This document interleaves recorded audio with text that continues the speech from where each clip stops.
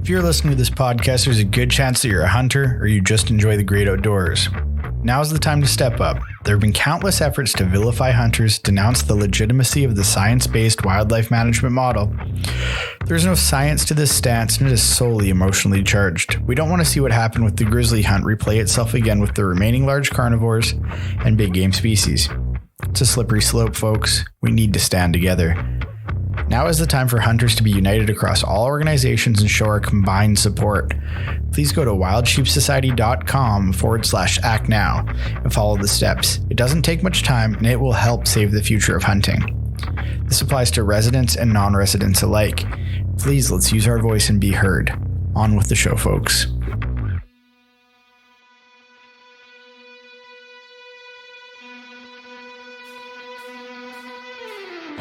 This is episode 33 of the Wilderness Locals podcast. On this episode, our guest is Davey Hughes from Swazi. Swazi makes some of the best hunting gear on the planet. And in this episode, Davey announces a giveaway that we're doing together. Head to our Instagram at Wilderness Locals for the details on how to enter. This podcast is brought to you by Kafaru International, the toughest hunting gear on the planet, bar none. Frontiersman gear, high quality, completely custom handmade knives made in the heart of the Peace Country. And as always, we're brought to you by Just Shooting Arrows. Yeah, that's the best way to do it, eh? Yeah, I think it's like we're in a cabin somewhere and the weather's shit and we're just sitting down talking about things. Yeah, exactly. Like the whole thing about, I feel like the people that don't get to share a campfire with their, their hunting partners or whoever, people that don't get out in the bush, they don't ever experience those campfire stories. And that's sort of what we all live for, right? Yep. So you've kind of been at it a long time now, hey? What's that? The clothing, hunting, being Davey. So have I been going at it for a while? Yeah, 27 years. We started the company 27 years ago, and I kind of I'd been a trapper, and oh, cool. I guess if you could say, was there anything I was an expert at? It was getting wet and getting cold. And then when the skin market crashed, it's like, oh my God, what do I do? Because by then I was married and I had kids, and it's like, well, perhaps I'll just make a bit of gear, that'll keep me warm and keep me dry. And it just kind of grew from there, because buddies would say, hey, what's that you're wearing, and I'd just let them know, and they'd say, well, make me one. And so I did, and then it just kind of flew from there. And the next thing you know, people from overseas, who came to New Zealand, they saw it and they said, well, let's get some of that. And then of course I was traveling around doing a bit of hunting, North America and Europe, and people were seeing it and they laughed at me so loud, especially, like I remember one of my first mountain lion hunts down in Montana, and it was brutal, and the weather was just unbelievable, and I think it got down to like at one stage -40, which was interesting for me because -40, I can't understand Fahrenheit, okay, because I'm just all Celsius, and then but -40 is pretty much where Fahrenheit and centigrade, a Celsius cross. So, yeah. And yet all the guys I was hunting with were hunting in denim, jeans and Carhartt jackets, and the weather was shit. And the snow, when they got snow on the gear, it was melting, and I was wearing windproof fleeces and things like that. And they just said, you look like you're wearing pajamas. And you must be cold. Do you want a pair of jeans? I was like, no, shit, man, I'm warm. I'm toasty. That's awesome. And so by the end of the hunt, they said, you're not going back to New Zealand with that. You have to leave it here. So I kind of knew it was working because of just my own experience and going places. Yeah. I tell you what, Canada was where I saw that the most. And because there's some brilliant brands in Canada. Canada kind of leads the world in their outdoor clothing, but not a lot of it has been developed for hunting. Yeah. So when I was going up there and taking my hunting gear, same thing. The guys were saying, can you leave that, or can you just perhaps, do you want to sell that? And I was like, nah, shit, just does it, So yeah, it just grew really, and it was one of those things where you thought it was a small business just out of your garage, and then the next thing you know, there's a whole bunch of people, and you're getting a bigger factory or a bigger plant, and making the gear, and I mean, I had to learn how to make patterns and do that sort of thing, and yeah.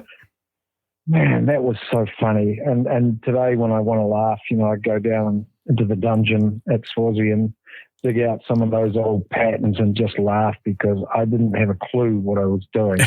But you just make the pattern and then you make the garment and then you try it on and you say, okay, is there enough movement? Is there enough movement in the shoulders and the arms for a bow hunter? Can I if I'm crossing a river, can I jump from boulder to boulder in these pants? What can I do? How can I move? And then it comes down to fabric, and I want gear that's going to last as long as possible. So, because there's a lot of guys out there that hunt that don't have huge disposable income, so they want gear that's going to last them, 15, 20 years.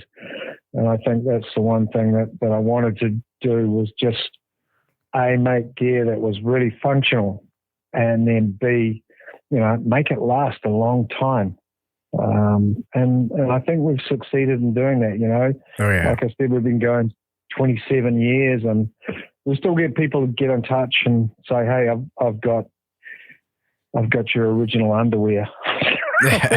So that's a buzz. It's a real hoot, listening to people and just being a fly on the wall. I was in Germany just the year before, and I was at Frankfurt airport, and I was waiting for my bags to come around on the conveyor belt, and there were two German guys in front of me, and my bag came out, and it's a great big green Kujura Kevlar bag, and it's got Swazi all written down it. And these two German guys, they nudged each other, and they said, Swazi, Ubergale Shazer. And it's like, what are they saying, So I grabbed my bag and I came back and I said, excuse me, Ubergale Shazer, what's that mean? And they said, Swazi, it's really good shit.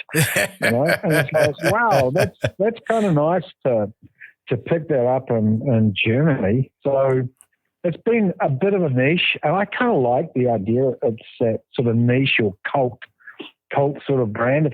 If you've never heard of it, then you've never heard of it, and you probably you've got to be in the know to hear about it. Yeah, it's just not that whole mass consumption, mass production sort of a brand.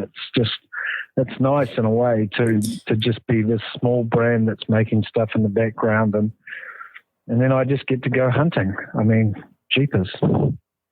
Yeah. I love it. Yeah, no kidding. I probably didn't answer that question. I sounded like Clay Lancaster. I just didn't stop. I went on and on. Hi, Clay. Oh, poor Clay.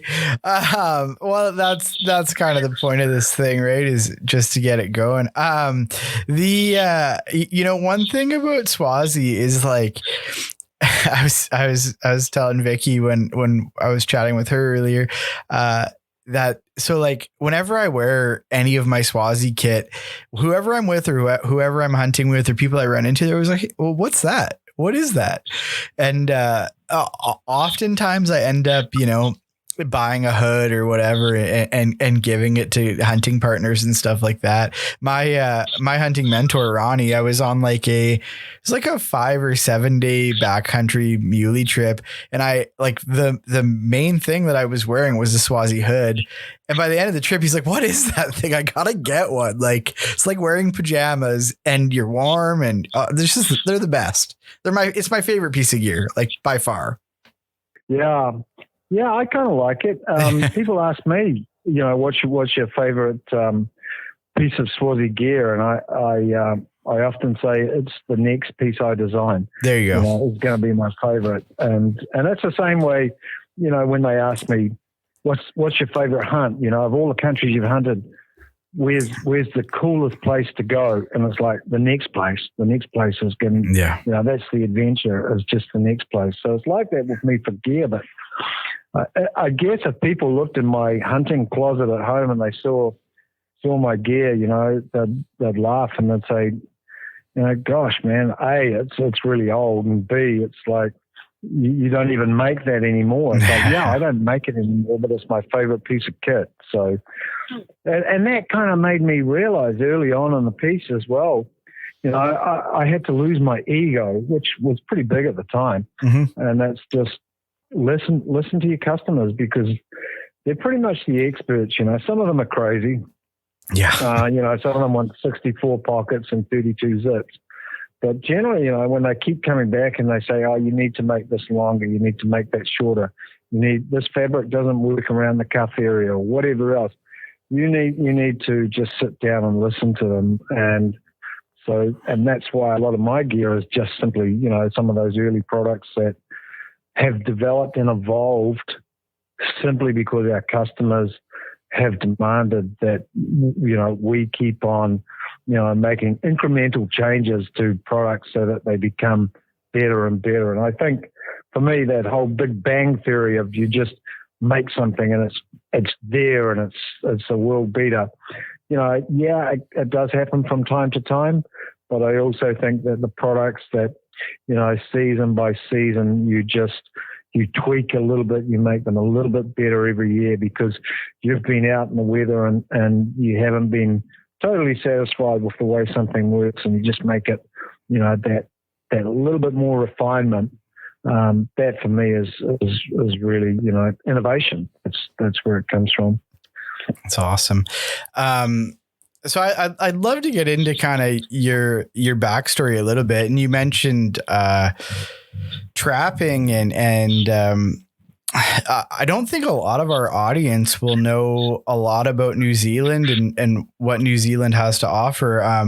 When I think about New Zealand, it's in my mind, it's kind of like the last frontier, because all the hunting stories that come out of New Zealand all sound awesome. Yeah, it's funny, but we feel the same way about North American hunting. And, most Kiwi hunters, that's their big dream. They want to go to North America and they want to hunt. And I think for me, I wanted to hunt because our bush here is pretty thick. Mm-hmm. and it rains a lot. It's but it's like Washington State and sort of southeast Alaska. It just rains. Like down in Fjord, and I think they get like 27, 28 meters of rain a year. So wow. If you want to test rain gear, New Zealand's a good place to do it. But as far as it's hunters just always visualize that somewhere over the next hill, somewhere in the next valley, over the next mountain pass is the nirvana of hunting. And for a lot of Kiwi hunters, it's like, nirvana means going to North America, that, hunting elk and moose and doing those things. Mm-hmm. And then I guess for a lot of North American hunters, it's like, I really want to go and hunt tahr, or I really want to go, and hunt red deer. So, and I think that's great. And for me, that really makes hunting like, it really is an international language. Yeah. The moment that you're in a camp or whatever and you meet another hunter, you can speak the same language, whether that's the game that you're hunting, the boots you're wearing, the optics you've got hanging around your neck. You share a lot in common, and so you can just sit down and talk without even knowing a person. Yeah. Yeah, I love it. I mean, hunters, they get a bad rap. Some of that, they bring upon themselves. Mm-hmm. But generally, I mean, hunters are like most of society. There's good guys and there's bad guys, and there's guys that you'd love to spend a whole afternoon just drinking in a bar with, and some of them you wouldn't even share a glass of water with. It's just mm-hmm. the way that it is. But in my experience, most of the hunters that I meet, they're good, solid, citizens. They're respectful of the environment. They show a lot of respect for the animal. They're very conservation minded. And they just love being off the track. Whereas for a lot of other people who are backpackers, or we call them trampers, there has to be a track, there has to be a bridge, there has to be a cabin at the end of it. And hunters want to get off the track. They want to do, they want to go to, unbroken country. They want to go and see places that, they have to live off their wits. They have to know, how to make a fire, how to make a shelter, do all of those things. And I think if you're sharing that camaraderie with the same sort of, person as you, then it really makes a strong bond among. I have no idea what your question was. I'm just rambling again. That's okay. I think that's part of, I think that is a big component of why, guys in North America are like, oh, it would be so great to go hunt in New Zealand. And the guys in New Zealand are like, it would be so great to go hunt in North America because it's just more country to explore, right? It's like you never know what's around the next bend. And I think that speaks to what you're saying with we're always looking for a bit more unbroken country, right? Yeah. Yeah. It's one of my favorite poets obviously is Robert Service. And, just that I think, the land of beyond. Just really summed it all up. Just about, it is over the next pass. And I think as a hunter as well, how often is it that you think, I'm really tired. I haven't seen a lot of game. But, if I just push on and I have a look over that one last saddle into that one last valley, and the amount of times that you do that and you pop out, and you just sort of keep low as you go over that saddle, and then there it is, there's the moose, there's the caribou, there's the red deer, the tahr, whatever, over that last saddle. And so it has its rewards. Yeah. Yeah. No kidding. So I'd love to get into kind of a bit of your story. So I think my question before was, so you started off trapping, Davey. Oh yeah. Actually, I left New Zealand when I was 18. I bought a one-way ticket to London, and I started in advertising, and I spent about 2 or 3 months in London working in advertising. I thought, man, this is not really for me. So I applied for and got a job in the Highlands of Scotland, doing forestry and fencing work. So I went and lived up there for a year, and really, that taught me a lot about gear as well, just because the environment up there in winter is pretty tough. And then I just traveled, I traveled, I had a backpack and I traveled for 6 or 7 years around the world. I went to Africa and I didn't have a lot of money. So I figured the best way to see Africa was to walk. So I started at the top, started at Cairo and just walked, and 13 months later I ended up in South Africa at the bottom. Oh wow. So and that's a great way to lose weight. That's what I think. When I got to South Africa, I weighed like 67 kilograms, which is next to nothing. And it's probably about 3 kilos lighter than what I am now. But and then from there, I ended up going and living in Swaziland for 2 or 3 years, and that's where the name of the company came from. Swazi. So, and I just fell in love with the country. I loved the people. I loved, they had mountains, not huge mountains, but they had some good peaks. And then when I finally came home to New Zealand, I was like, well, what do I want to do? And I was like, well, I actually just want to live in the mountains. So I became a trapper, and I'm waiting for the skin market to come back so I can go back to trapping. Basically, this whole last 27 years of making clothing is just an interim sort of a hobby while I'm waiting for the skin market to gain some momentum. You've swapped the skins for fleece. Sorry, I said you've swapped the skins for fleece. Yeah, I'd love to. There you go. So, cool. Don't tell anyone. Yeah, no, I won't. That's incredible. So did you, so as a young man, like growing up, did you grow up in the woods with your family or? Yeah, I haven't grown up yet, Tyler. Yeah, don't do it either. I'm still a kid. Yeah, I mean, we were lucky, and when I jumped over the back fence, we were just in the bush. That was it, and there were wild animals, and a great place for a young person to sort of grow up and build yourself little cabins and just go and get lost. And yeah, I had an amazing childhood in that respect. And certainly, like a lot of my heroes growing up I told you I was growing up, but were the neighbors, who went out and they hunted, and, they'd come home and they'd have an animal sort of draped in the back of their Land Rover, have a deer or a pig or something. And you're just like, wow, when I grow up, I want to be just like these guys, So it was certainly, they became your mentors.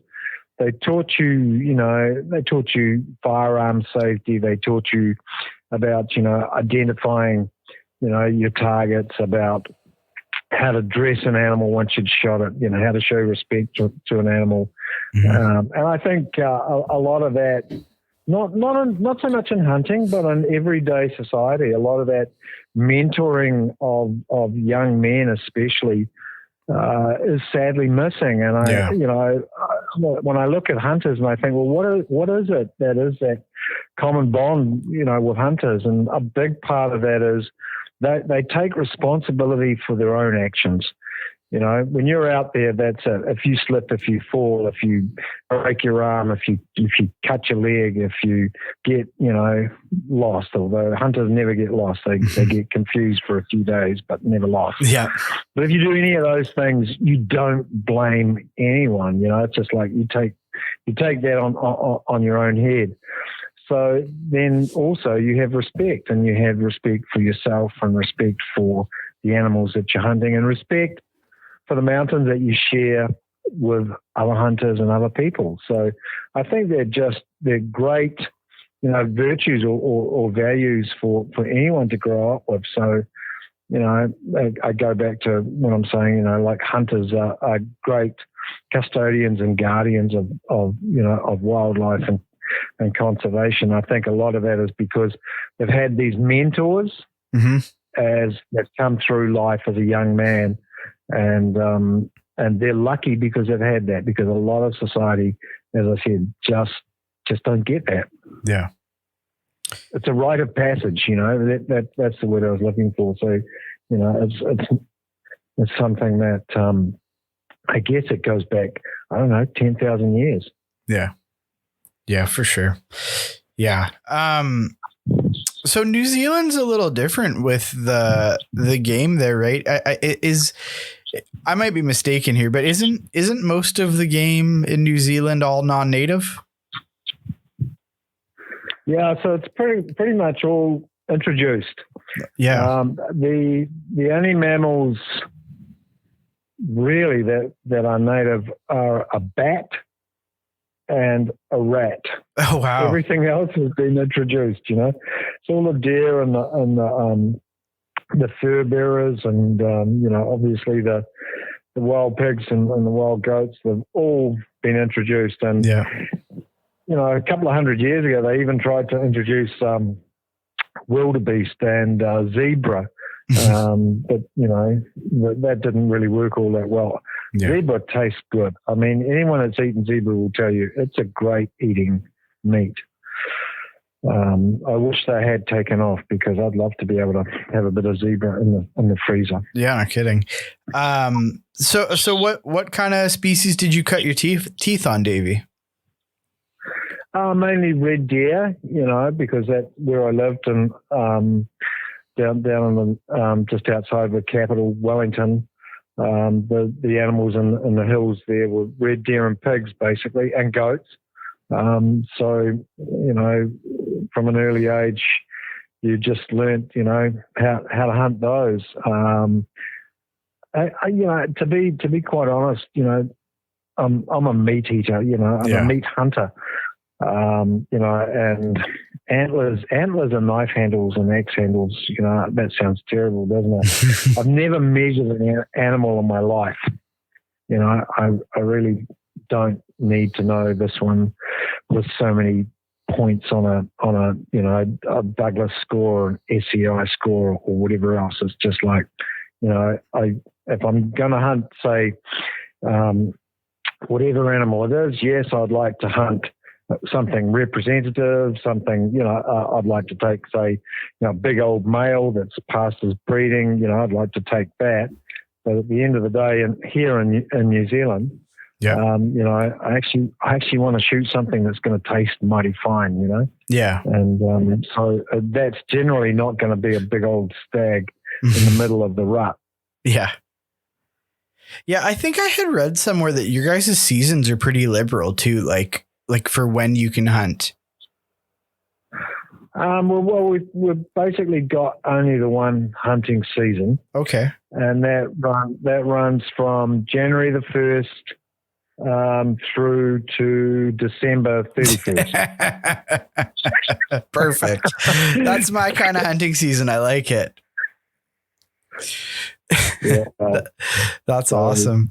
So and that's the only thing, I guess, with a lot of hunting in North America is, at that time of year, it's sometimes the weather can be a bit inclement, whereas it's lovely to hunt in the summer, long days, and just halfway through the hunt you find a nice sunny patch and you just lay down and have a snooze or a sleep because you've still got another 9 hours of light when you wake up. So our sheep and our goat seasons open in August pretty well everywhere, so we get a little bit of summer action.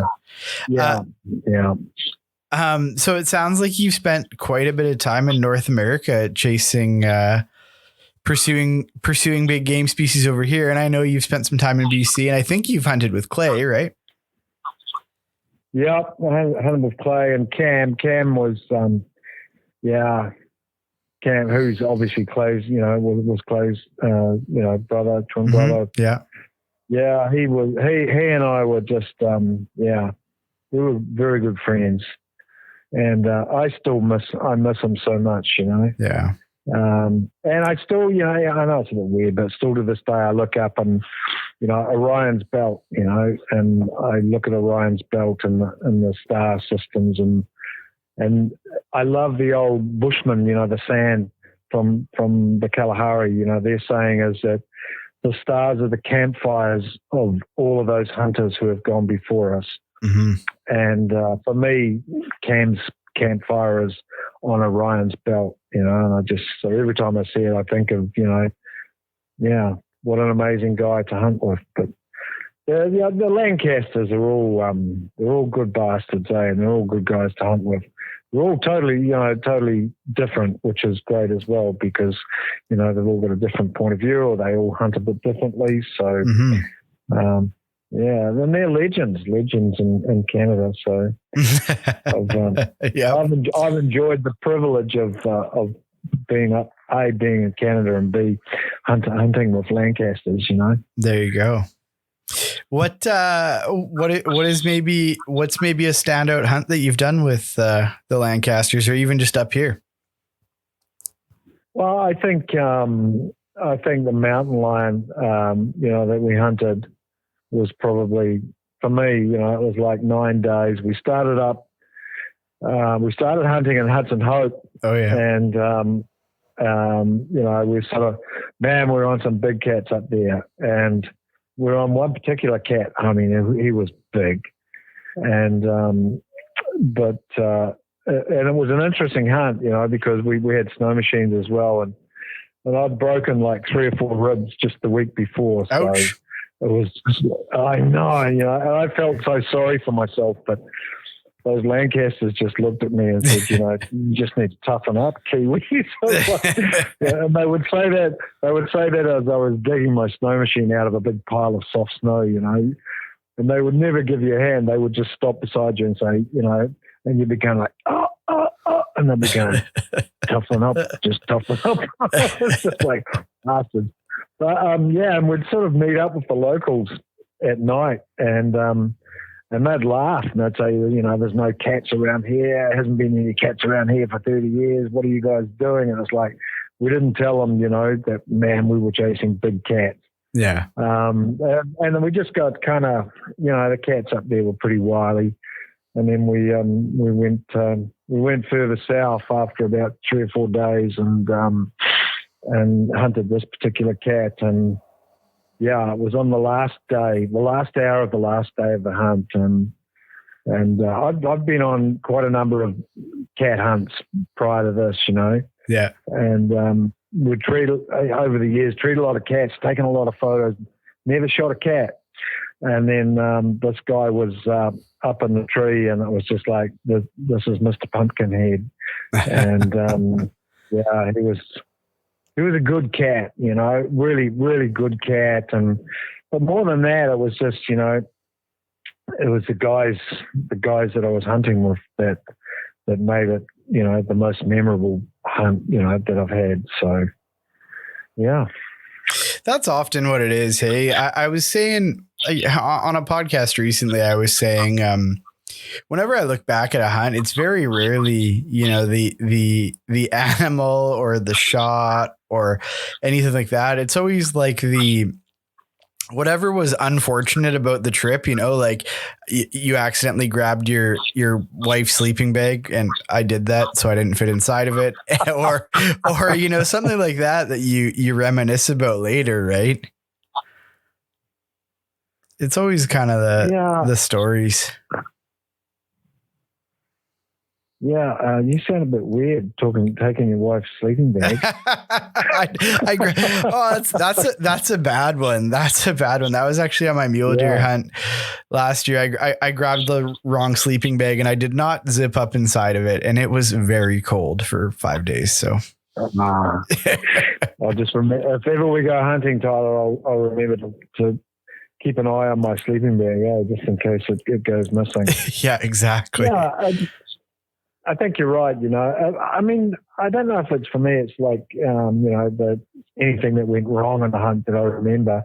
I don't know if it's because I have some sort of selective memory, where the bad things just filter themselves out. But generally, I remember, the people, the laughs, the good times, and and the interesting things that I saw or did, Mm-hmm. And I guess I actually, just from time to time, I do remember the shot, or I do remember, the animal. So yep. Yeah, but we're all a bit different in that respect as well. So for sure. But generally it's people, and as I sort of, as I get a little bit older in this hunting world, the joy that I get now of taking someone, who's just a novice hunter or someone who's even never hunted before, and just seeing the way that they react, I think that for me is such a big buzz. And I had that with all my kids too, Awesome. Taking them on their first hunts, and my daughter, I mean, she's an adventurer from hell now. I mean, she's a crab fisher woman up in the Arctic, and she's fishing in the Barents Sea for crabs up there. But she's an Arctic guide, and she's a dog sled guide, and she's been away from New Zealand now for 8 years, and she's just been living the life, and she loves hunting as well. I mean, she loves hunting buffalo, and up there, I guess where they are, there's always quite a few polar bears running around. So she's just had the most interesting life. That's cool. I think I was lucky enough to be able to introduce her to some facets of hunting that hopefully she picked up 1 or 2 skills, and she'll pass those on to her kids, if ever she has kids. Yeah. I got a funny story you laugh at, Davey. Okay. So my eldest daughter is like 4 years old going on 15. Right. And, all she wants to do is be out in the woods with dad. That's it. So she had been wearing like these little kids gumboots for for, ever, just going up through the sizes. And finally it was like, okay, it's time to get her some proper hikers. So she's not beating her feet up, because she's actually hiking with me quite a bit. Right. And we go to the local, non-friendly, outdoor store, because, that's who sells 4-year-old child's hikers. And, we're in there and she goes through the whole thing. She picks out the hiking boots. She's talking to this lady, and she's telling this woman that's helping her with the boots how excited she is about these things. And the lady's like, "Oh, what's your first trip going to be?" She's like, "Oh, I'm going to go get a bear." And you should have just seen the blood run out of this poor woman's face. It's like the funniest thing. She's this little curly haired 4-year-old. She's like, "I'm going to go get a bear." And this woman was just like, you could tell she just wanted to be like, "Get out, just get out." But no, I love it. I love the story about your daughter, because all my daughters want to do is just be outside. And so I love it. It's cool. I think, I'm and my sons, I shouldn't forget about talking about my sons as well, because them too. They've been on some great trips, and, I've taken, one of them to Africa hunting. The other one, he came up to Alaska, and he got himself a beautiful bear when he was up there. Just absolutely stunning, bear. And I think bears are one thing I do love to hunt. I mean, if someone came along and said, "Okay, you can only hunt 2 animals now," well, no, can we make that 3? Okay, let's make it 3. It would be in no particular order. It would be bears, buffalo, Cape buffalo, and tahr, Himalayan tahr. I love, for me, hunting in New Zealand is one of my standout. Go tahr hunting every year. I'm a little bit like someone that's an alcoholic that's not getting enough drink, and it's just like I get the shakes, and it's like, my hands won't stay still. I gotta go. But yeah, bear and Cape buffalo, I do enjoy hunting both those animals now. So let's hope there's quite a few years left of doing that. Yeah, that's cool. I have not scratched the Cape buffalo itch, or the anything outside of North America itch yet, but I intend to at some point. Yeah, well, one thing I'm really glad I never got was sheep disease. Oh, yeah, and that's a bad one. Man, I've just, yeah. Sorry. Is there sheep in New Zealand? There's chamois, but I think chamois is like a goat, right? Yeah, I mean the sheep. They have what they call Arapawa rams or whatever else, but they're not really. I mean, yes, they're kind of semi-wild, but they're still like a domestic sheep that's not being farmed. They've just become feral. Wild, but nothing like like Dall sheep or stone sheep or. Yeah, a Gali or Marco Polo, and that's once you get into that sheep, into that whole thing of like, I'd like to collect all of these sheep, or the desert bighorns and everything else. It's just like, man, that and hats off to those guys. I really do admire, that they get into a species and they want to go all the way through and collect all of those animals. And I don't think it's just the animals. It's the fact that sheep live in, so many different regions, and so they get to travel and do all of that. But I'm just glad I never caught that bug, And I've hunted Dall sheep a few times. Really enjoyed that. Yeah. I'd love to hunt stone sheep, but it's one of those animals where I kind of look at it and it's just like justifying a stone sheep hunt versus maybe, it's going to be 2.5 times the cost of a brown bear hunt. So it's like, I think I'll go and hunt brown bear, or or I'll go and hunt, 4 Cape buffalo and So. Yeah, the stones thing is one of those things that I think a lot of the guys listening to this podcast, including myself as BC residents, we forget how lucky we are that we can go hunt those things for $60. Like, it's hard to beat that. Yeah, I just feel a little bit sick. You've said that now, Tyler. I'm sorry. Well, we were just talking about Clay, and Clay is kind of like, he's kind of like one of the foremost authorities, I think, on aging sheep, like on the hoof. He has some pretty cool stuff that he's doing for wild sheep here and all that kind of stuff. It's pretty cool, man. Yeah.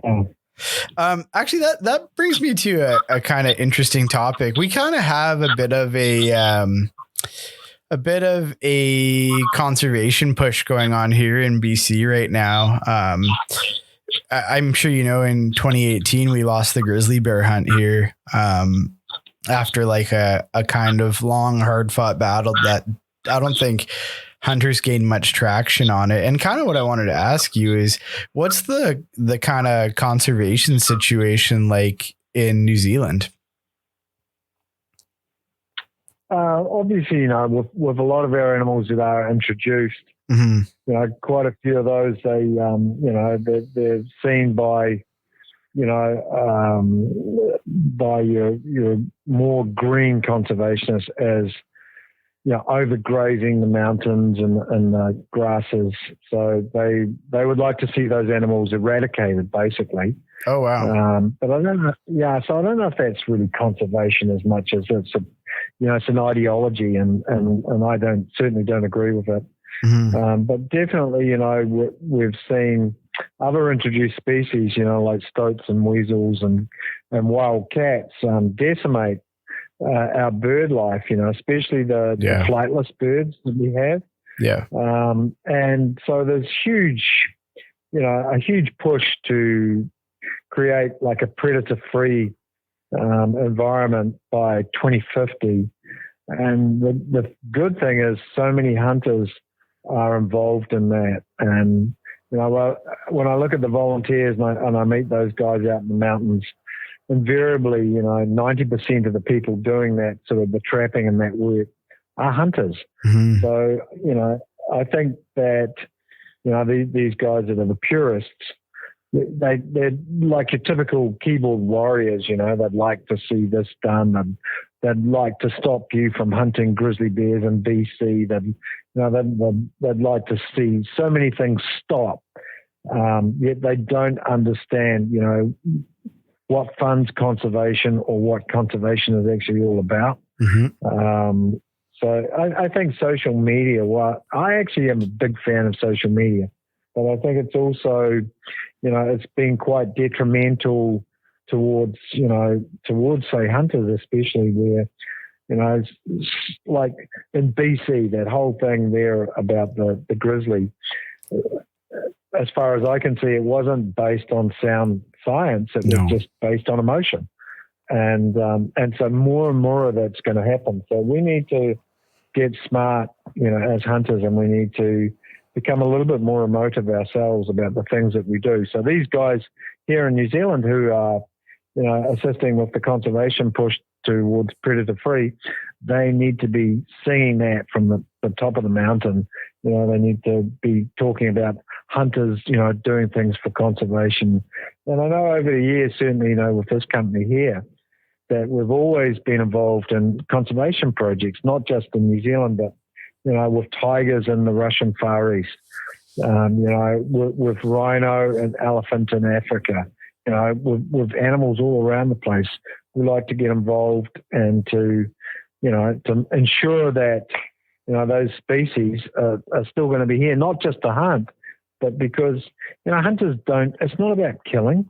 It's actually about hunting. And I think that's the one thing people, they look at, say, like the elephants in Africa, and they say, well, the population has been decimated by hunting. Well, bullshit, it's been decimated by poaching. But people don't really want to do anything about poaching. Especially if it involves, shaming another country, another big country where we all know this is where the ivory ends up.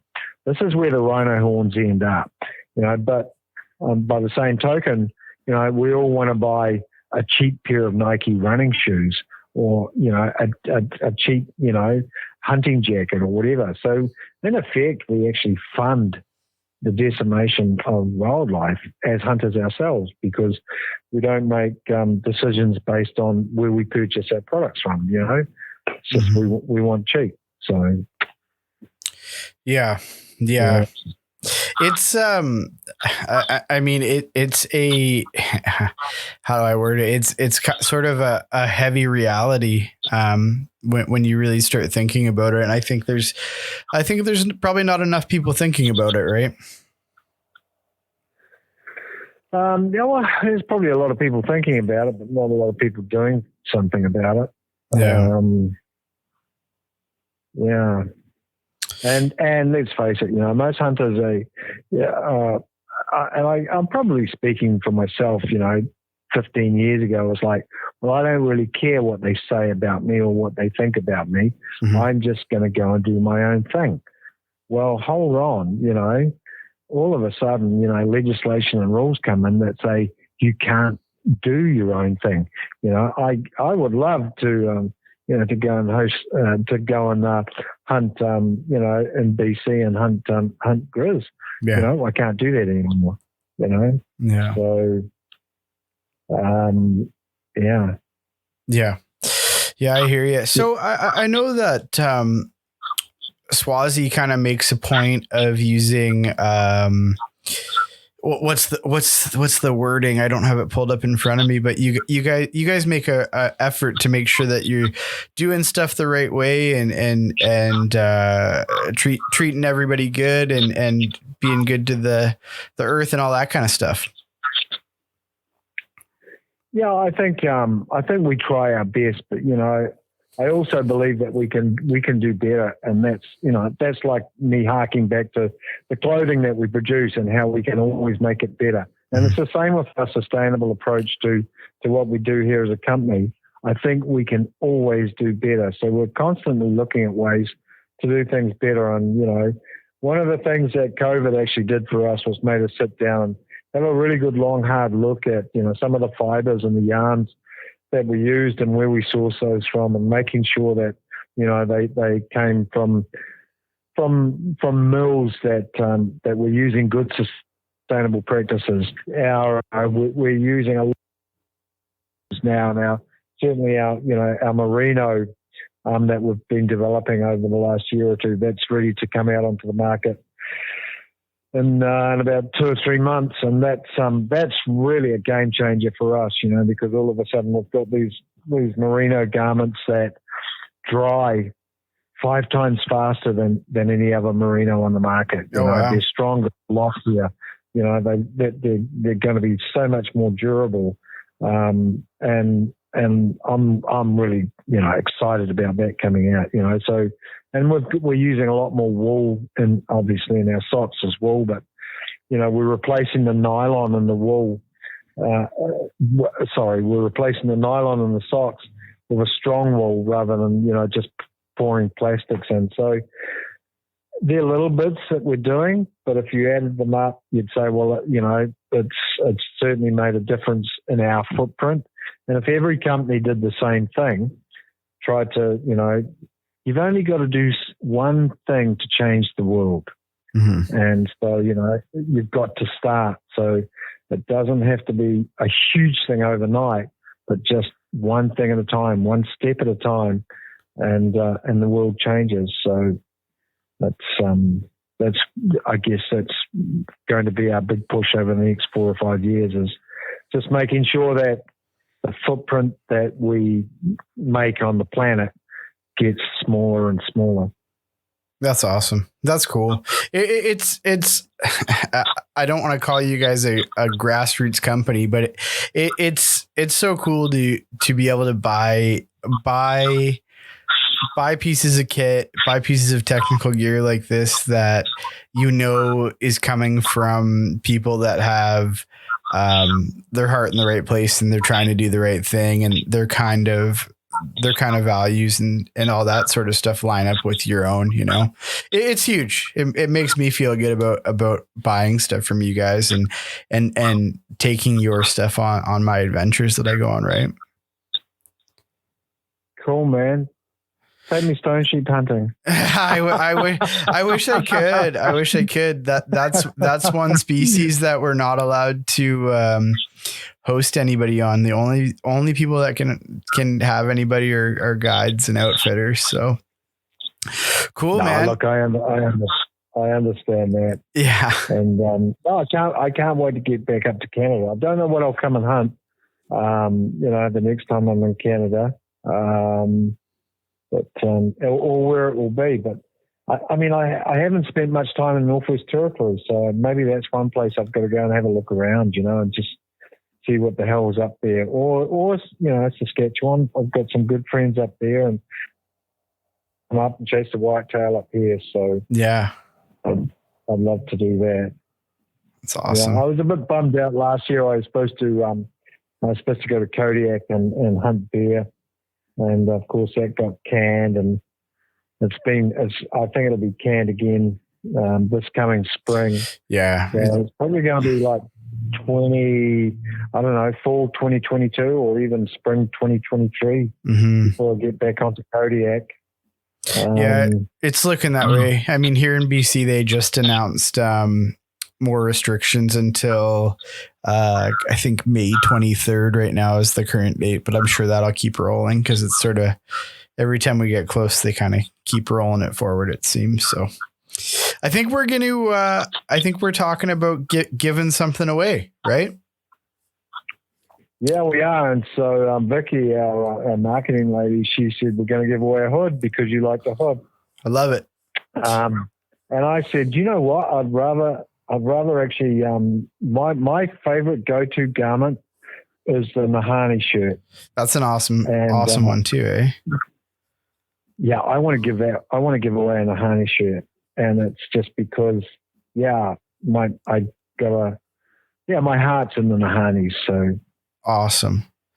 Does that sound okay if we do that? Yeah, no, that sounds awesome. Let's do a Nahani. And I was saying to Vicky, I think what we'll do is we'll post it on both of our Instagram pages, and maybe in a week or something like that after we post this, we'll pick a winner. Yeah. Be awesome. It could be you or me. Who knows? No, I don't think so. I don't think that'll be okay. I also think you and I have enough of this stuff, and I think you and I can also get more of it. Yeah. Okay. Well, I'm hoping that whoever wins it will enjoy it and get to wear it on many adventures. I'm sure they will. Yeah, this stuff's the best. Hey, I actually have one gear question for you, and it's not even for our audience, but they can hear it anyways. I need an ultralight piece of rain gear because living in BC, much like I think Western New Zealand, I'm constantly getting dumped on, but like the rain setup I have now, which isn't Swazi, weighs like 1 million pounds. So what should I order? There's two ways to go. We do what we call a rifleman anorak, which is I think they weigh like 270 grams. I don't know. Oh wow. And 12 ounces or something like that. Don't quote me. I'm not 100% sure. I'm a metric guy too, because I'm in Canada. It's our American guys will lose. Yeah. And that's a really nice it's a long but short anorak. Cool. If that makes any sense. And then the other garment we do is what we call the tar ultralight. And that's my favorite go-to garment. Oh wow. It's so light and it just folds up to next to nothing, but it comes down virtually to your knees. Oh, wow. And it's got big hand warmer pockets in the top. And that's the garment that I take if I'm hunting Southeast Alaska, or if I'm hunting Kodiak Island or hunting goats in BC, hunting tahr in New Zealand. That's become my go-to because it's ultralight, it's strong, it's comfortable, it's breathable. I absolutely love it. That's what I'm ordering then. I'm looking at it right now. It weighs a pound. That's killer. Cool, man. Awesome. Okay, Davey, thank you so much. The real deal Swazi man. Cool, man. Hey, it's been a real pleasure. Yeah. And and I told you before, actually, I was a little bit nervous about the whole thing, you know, with this podcast and that, because when I listened to Clay and Aaron Snyder, and I thought, man, it's so slick, you know, those guys are so knowledgeable, and I love the adventure that they had, you know, about, you know, going in on the Argos and just the cool stuff they were doing all those years ago. Yeah. And I thought, you know, I can never, you know, come up with any stories like those two dudes. they're legends. Both those guys are legends. And so I feel really privileged to have been invited along on your podcast. So thank you. Well, I'm happy to have you. You know what I'm going to do? I'm just going to start phoning you, and I'm going to record them like 50% of the time. So you'll never know. It might just be me calling to bullshit, or it might be for a podcast. Cool, bro. Right on. Okay, I'll leave you to it. It's time for my bedtime, and it's time for your dinner. Right. Hey, thanks ever so much. Thanks for listening. If you enjoyed the podcast, please subscribe and leave us a review. If you want to support the podcast, please check out the gear on our website at www.wildernesslocals.net. For details on how to enter the contest that Davey just announced, head to our Instagram at Wilderness Locals.